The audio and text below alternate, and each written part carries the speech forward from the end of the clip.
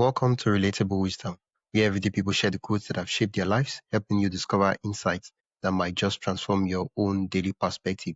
Today, I'm joined by Monica Kaufman, a certified financial planner who believes our minds are our greatest asset. She spent decades helping people break free from financial shame and old patterns, and she's a mom to two grown sons and two rescue dogs who brings her whole heart to everything she does. Let's settle in and hear the wisdom that's guided Monica through both her professional journey and personal challenges. Tell us your name and what you do. My name is Monica Kaufman. I'm a certified financial planner and I'm the director of financial planning of Harmony Asset Management. But my passion is actually helping people shift and change the way they think, feel, and act about money so that they can actually go from where they are to where they want to be. Money's just a tool in your hands. What you do with it is a reflection of what's going on inside of you. Thank you for accepting my invitation to be on the podcast, Monica. It's my pleasure. Thank you. It's a pleasure to meet you too. Yeah. What's your favorite quote? If you think you can, or if you think you can't, you're probably right. Yeah. Who said this quote? I think it's Henry I'm not Ford. even sure who came up with it first, but Yeah. it's ubiquitous. It's just a common quote that I hear pretty much all the time, and I love it. I feel like it's Henry Ford that said the quotes. I can't, but I'm pretty sure it's Henry Ford. Okay, that doesn't surprise me. Doesn't Okay. surprise me at all. Uh, It's kind of his attitude, yeah. what does like? I feel like the quote is just what's the word? It's a paradox. Like it's saying that if you think you can, if you think you can't, you're right. It's like, so what does it mean? So I think what it means is that you have to realize the power of your decision and the power of your own mind. If you don't think you can do something, you can't. You have to decide to succeed, and then you have to believe that you can and that you can find a way. And what happens then is your subconscious will start working out a way to get you to succeed. I believe in the power of the mind. I really do. And I think that how we think and what we think, and therefore what we say to ourselves, okay, aloud or, quietly to ourselves inside our own minds, determines how we feel, how we act, and what the results are. Oh. So once you decide to get something done, that's the first step. And then once you decide to do it enough to take the first step and then the next step and then the next step, you will get there. The point is to make that decision and to keep to that decision. Wow. Will you be kind enough to share a specific scenario from your life that illustrates this quote? When I was younger, there were some family issues that came up, and it put me in a real box and a real bind disadvantage. And financially, there were some legal battles between my family, and I needed to pay for schooling, and I was left sort of in the hole. My family was not able to help. And it was a decision on my part to complete my schooling. And once I really made that decision and put myself in a position to do it, I was almost unstoppable. If it meant that a normal load of class hours was up to 18, I was taking 22 and 23 credit hours per semester to graduate. And I did extremely well because nothing was going to get in my way. But once I made the decision to step out of the, oh, am I going to do this, being upset about what happened, and I said, okay, I'm going to step into my power, I was unstoppable. Wow. Earlier on, where you were explaining the quote, you mentioned the word, if you decide, you have to decide to succeed. You have to decide to succeed. What does that mean? You must. Well, again, it's people can say they want something, but if there's a break and if there's a gap between what they say they want and what they're doing, I'm going to believe their actions before I believe their words. So when I truly make a decision to do something, so for example, if I truly make a decision to lose weight, I'm not going to buy chocolate and put it in my kitchen, okay? I have a thing for chocolate. I don't have a thing for other sweets, but I have a thing for chocolate. I don't need that.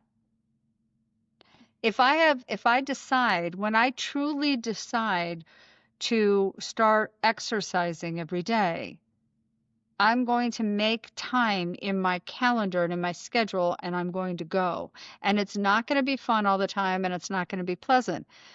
but consistency is a bigger predictor of success than the great big burst. Everybody thinks, oh my God, you just make the decision, you get it done, and it's done. No, it's the consistent actions every day that lead to big term success.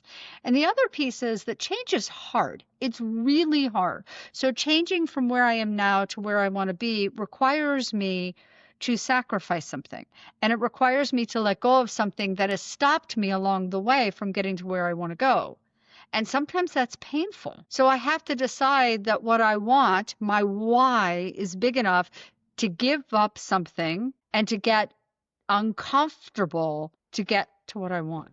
So it's a decision. I'm willing to pay that price to get what I desire. Okay. And so one of the things I'll say to people is, what you're doing with your money tells me about what's going on inside of you.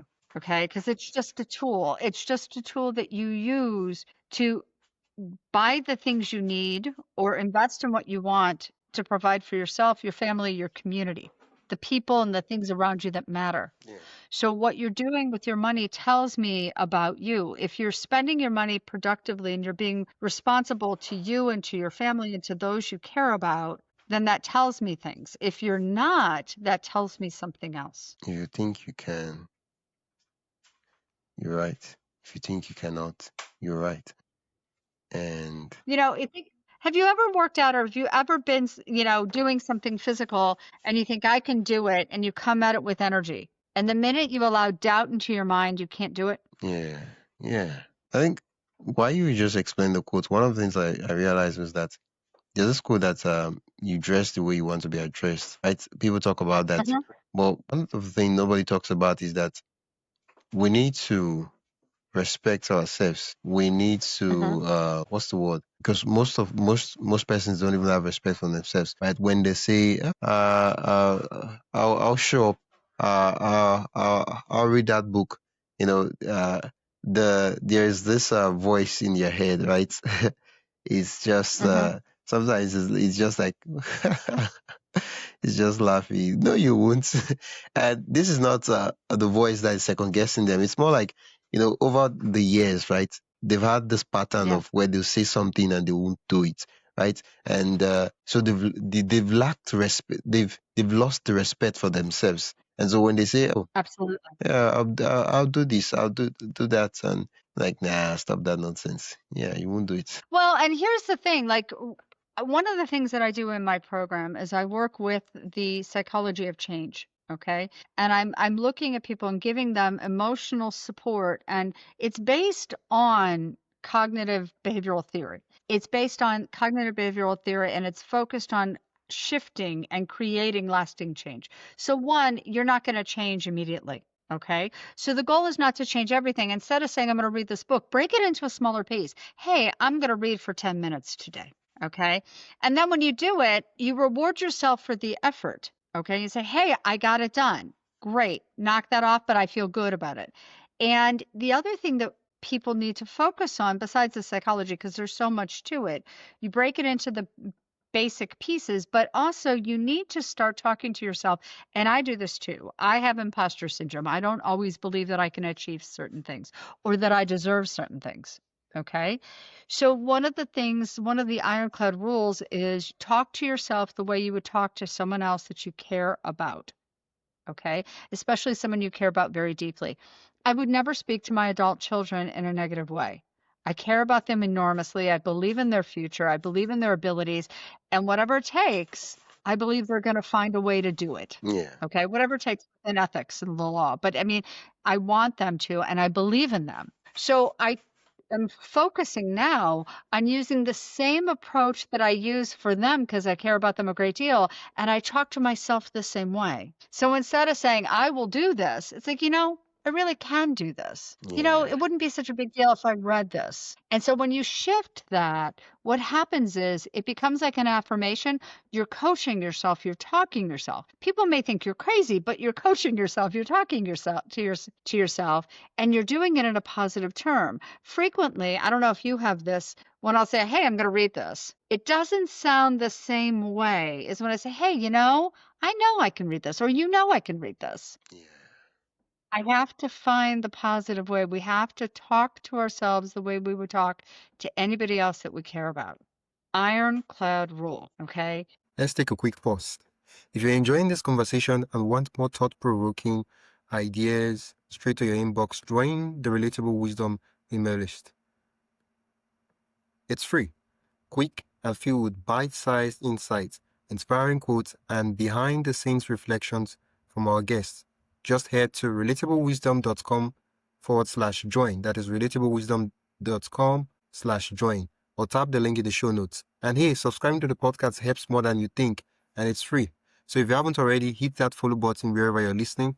All right, let's get back to the conversation. The peculiar thing about the quotes is the fact that it's focused on the identity, right? You know, Hmm. oftentimes people we want to chase these goals, and which there's nothing wrong with goals, but the whole idea is to have the identity of well, I'm a reader. I read books. I love to read.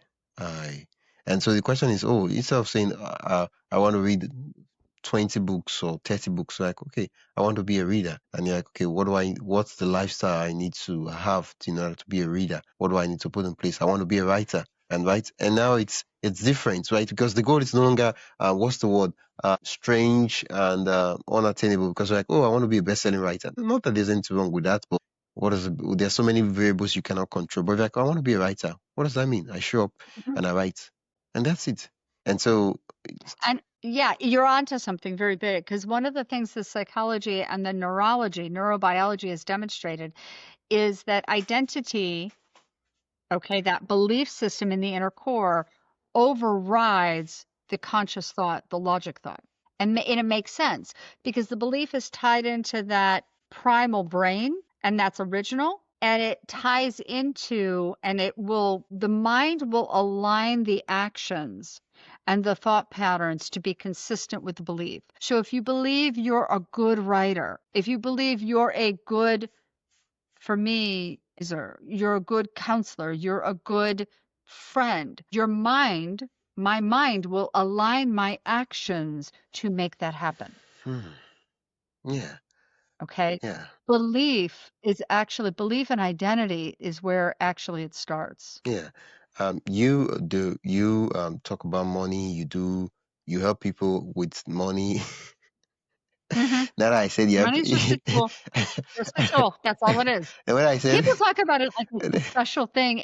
It's a special tool, but it's a tool. yeah, when I When you said think about it, when I said go ahead. you help people with about money, the thing that ran through my head was like, oh, she gives money out to people.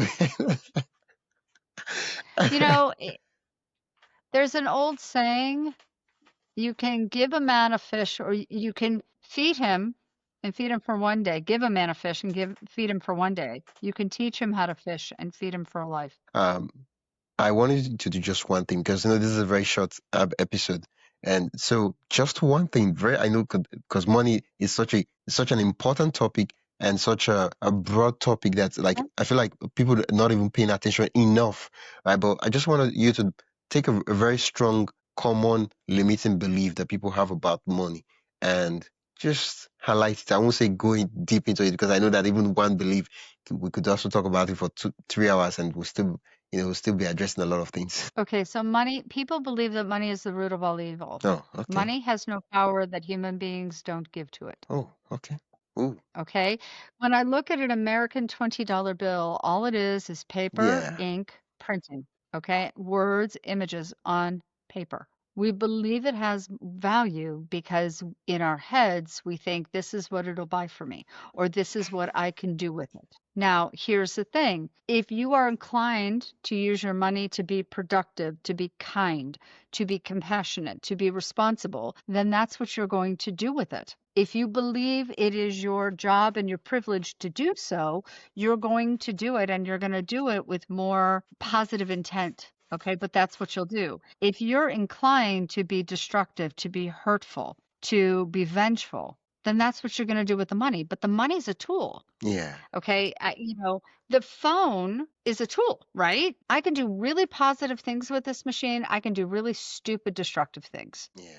So, one of the things that I've seen people do, and I use the term um, sledgehammer, okay, or a mallet. There's a movie called Misery, and it's based on an old Stephen King book. And it came out a few decades ago. And there's this one scene where the antagonist, the evil villainess, has captured her favorite author and is holding him captive and won't let him go. So he tries to escape. And what she does when she finds him is she puts a mallet, a block of wood between his ankles, and she uses the mallet to break his ankle so he can't run away. Ooh. And what I see, it's a horrible image, okay? It's a horrible, horrible image. But when I see people do destructive things with their money, that's the image that comes to my mind. Ooh. And so when I tell people, it's like, what are you doing to yourself? You're hobbling yourself. And when I bring up the image, especially if they've seen the movie, they immediately get it. And they're like, oh, I didn't realize it. So the next time they're in the same situation, that image hopefully will come to mind and maybe it'll stop. Yeah. Does that make sense? Yeah, it does make sense. Yeah. You have more power. The other thing that is a very limiting belief that is really destructive. I have seen more people who started off with humble beginnings, okay, and maybe didn't have huge incomes, but found a way to invest along the way a little bit every day, a little bit every week that they were able to do. And sometimes it was acquiring skills, sometimes it was in something that would pay them, and who build out financial legacies for themselves and for their families. I have seen this over and over. In fact, a few months ago, I wound up sitting down with somebody who did it, or her father did it. He's from Central America, I think Peru, and had very little, managed to get an education as an accountant, started at the beginning, and wound up building out a fortune from nothing. Okay. So I've seen this before over and over and over again. It can be done. You have to make that decision to do it. Yeah. And you have to believe that you can do it, and then you'll find that way. The minute you don't believe is the minute you have to stop and recover that, because nothing is going to work until you start believing you can, you will, you should. Yeah. It's not going to be easy. It's not guaranteed, but the pathway opens to you once you believe it will open. Yeah. Once you believe it can open, you can walk down it. Yeah. Not going to be easy. If you make mistakes, you make mistakes. Yeah. So. Takes us back to the quote: if you think you can, you're right. If you think you can't, you're also right. And the thing about the part is that it only opens when you choose to accept the mission. And I watched too much Mission Mission Impossible. And the hardship, because change is uncomfortable. Yeah. Okay. It is. So they say I don't eat lobster. Okay, but they say that a lobster can't grow until he sheds his shell, and it's painful and it's risky, and it's the same thing with us. Growth is painful. Yeah. You're going to have to give something up.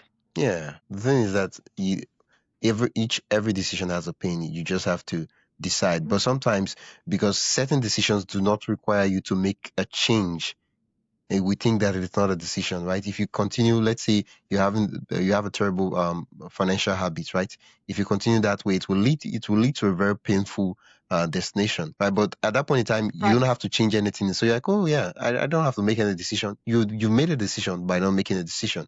But sometimes you have to do something else. And you're like, oh boy, this stuff is sudden. Oh, I don't get to spend this. I don't get to do all this. But that's a decision. And so either way, you can't sit on the fence and say, oh, I'll be here. No. You have to pick which kind of hard you want. Is it this or is it this? Exactly. Yeah. Exactly. You have to pick your heart. You have to choose your heart. The other thing, and I've been thinking about this lately for a lot of reasons. The other thing that people need to understand, in economics, they talk about it as opportunity cost. So I only have this moment today, and I choose to spend it with you, talking to you, and it's fun. You're in Nigeria, I'm in Texas. This is amazing that we can do this. This is a privilege that my grandparents could never have envisioned. Yeah. And I love that. Okay, but I choose to spend this time with you. Because I'm spending this time with you, I will never get this time back. Yeah. Okay? Thank you. So you have a finite amount of time, you have a finite amount of resources. What are you going to do with them, and why? Yeah. Okay, why? If I can reach somebody anywhere across the world, and maybe they start to believe that they can build out their future, and maybe they can believe that they can master money and understand their system and how to navigate it, and they can build something for themselves and for their families, then this time was well spent. Yeah.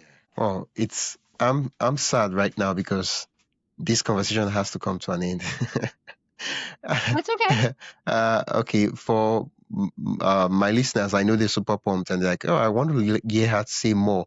I want to hear her talk about the thinking, the doing, and all those things about money. Where can they learn more about you and all the amazing content you Okay. have? So there's two websites, Harmony Asset Management, harmonyam.com or harmonywealthacademy.com. And eventually I'm going to be posting some things online and putting some things up. So stay tuned. I may actually start my own podcast. We'll see.